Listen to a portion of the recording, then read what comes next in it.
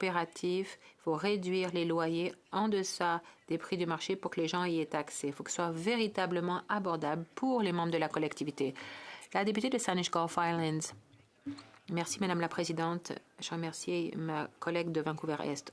Je viens de Nouvelle-Écosse et le secteur privé ne construit pas de vrais logements quand on a besoin. Les vrais logements publics ont été construits en 1917 après les explosions à Halifax. Des milliers avaient perdu leur logement et les gouvernements ont créé un fonds.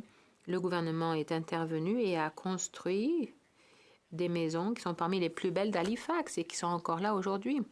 Donc, le premier logement public jamais réalisé au Canada a été construit dans les mois qui ont suivi l'explosion d'Halifax. Les premiers appartements étaient temporaires pour 872 personnes qui ont eu un toit sur la tête rapidement et c'était abordable. Donc là, ce qui manque ici, c'est le sentiment d'urgence, surtout pour les sans-abri qui vivent dans des tentes et qui ont la vie dure. J'ai une question pour ma collègue de Vancouver-Est. Pense-t-elle qu'on devrait adopter une approche stratégiquement différente et dire que c'est vraiment une urgence pour les sans-abri? La députée de Vancouver-Est, merci beaucoup, Madame la Présidente. Il ne fait aucun doute que l'urgence est réelle. Cette crise du logement est une crise chronique. Ça fait plus de 30 ans que le gouvernement s'est retiré du dossier des logements coopératifs et des logements sociaux.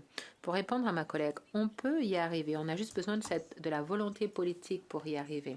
Le gouvernement doit dire, nous allons construire des logements sociaux, nous allons construire des logements coopératifs. On va se servir du même modèle lorsque nos